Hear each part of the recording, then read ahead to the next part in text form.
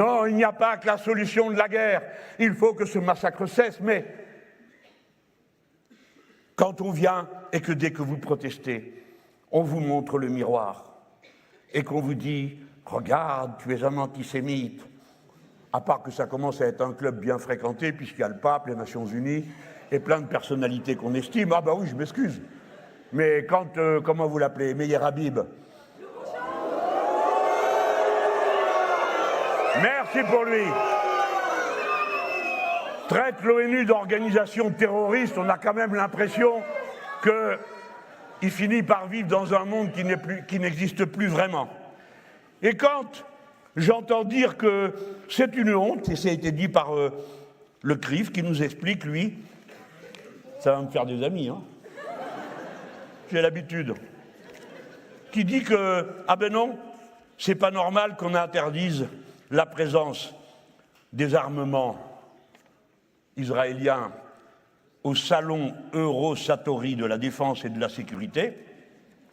Je vais vous lire le communiqué. C'est une double faute politique et diplomatique. C'est un aveu de faiblesse politique d'abord, car c'est, dit le CRIF, car c'est donner le signal que la République cède devant les intimidations des quelques milliers de manifestants hostiles à Israël battant le pavé depuis quelques jours. C'est accordé ainsi, puisqu'on parle de nous, je me sens obligé de le mentionner, c'est accordé ainsi une victoire politique à LFI à 10 jours des européennes. Cette décision ne fera que renforcer la détermination de ceux qu'elle tente d'amadouer. Oui, c'est vrai. Ça nous renforce dans l'idée que nous pouvons finir par obtenir l'embargo sur les armes, c'est-à-dire faire cesser le génocide.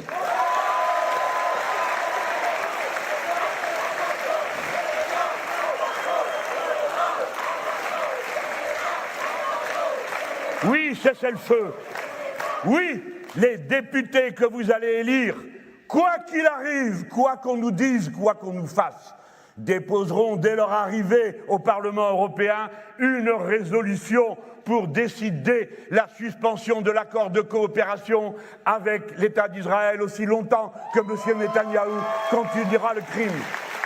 Oui, nous déposerons dans cette motion l'exigence que plus aucun État européen n'accepte de livrer des armes à M. Netanyahou. Et nous dirons à nos bons amis allemands qui devraient y réfléchir que comme c'est eux qui fournissent 30% de l'armement de Netanyahou, il est temps qu'ils se souviennent des erreurs qui peuvent conduire à des génocides. Et par conséquent, il faut cesser de livrer des armes. Ah oui, hein, on n'a pas l'habitude de parler comme ça. Mais il faut vivre avec toute l'histoire dans sa tête pour comprendre de quoi l'humanité est capable quand on lâche la bride à la folie, au racisme. Alors ils nous disent « Oui, vous encouragez les extrêmes. » Pardon ?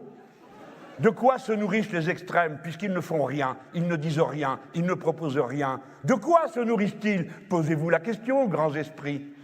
Ils se nourrissent de vous, de votre campagne permanente, islamophobe, anti-arabe, anti-immigré, de votre racisme puant qui se déroule nuit et jour, continuellement.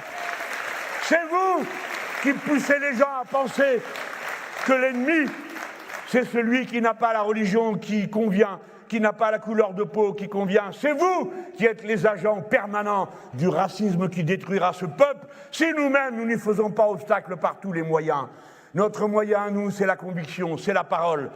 Ce sont les paroles d'amour, le refus de la haine. Jamais nous n'avons confondu un juif avec un sniper qui tire sur des femmes et des enfants, là-bas, à Gaza. Jamais. Jamais. Nous n'avons accepté que nos compatriotes, quels qu'ils soient, chrétiens persécutés à Jérusalem, musulmans, quels qu'ils soient poursuivis pour sa religion.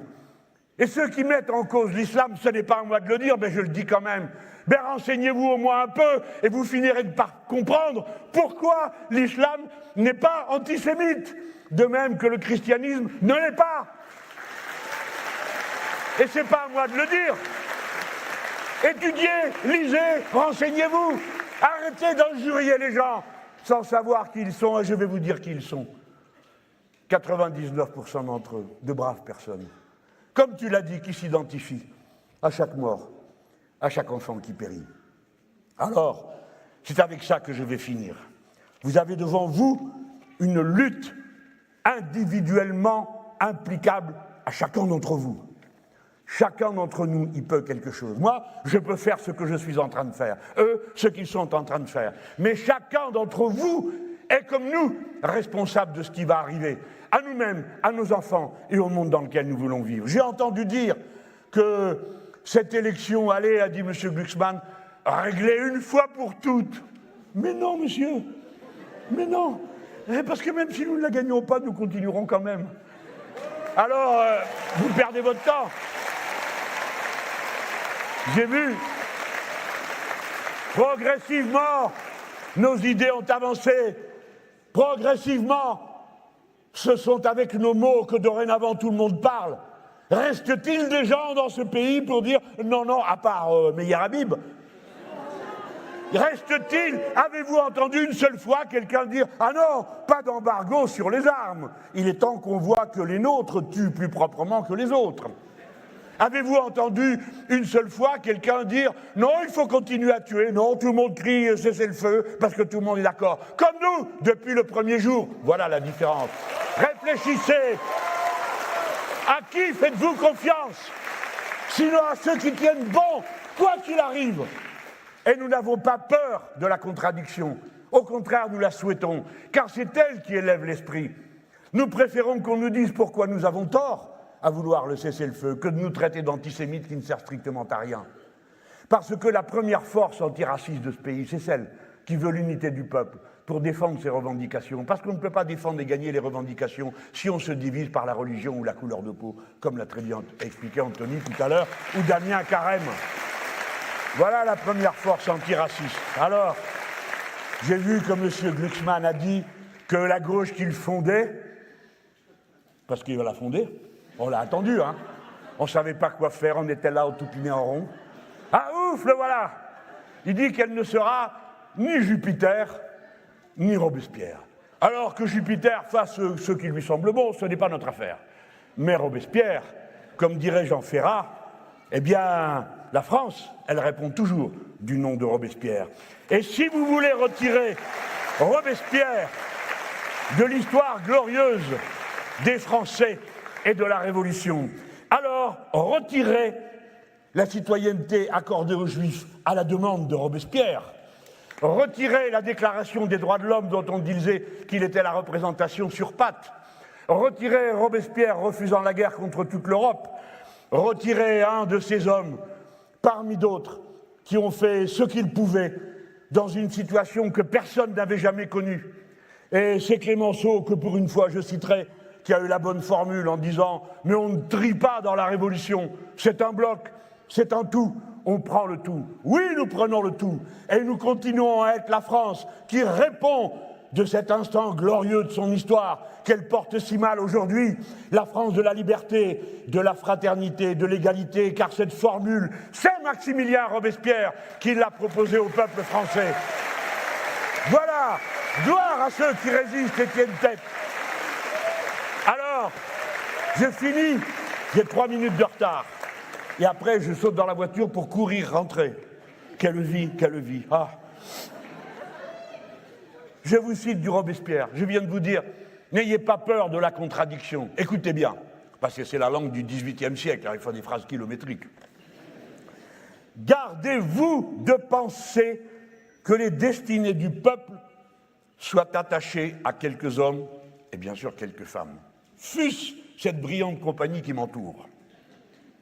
Gardez-vous, dit Robespierre, gardez-vous de redouter le choc des opinions et les orages des discussions politiques qui ne sont que les douleurs de l'enfantement de la liberté.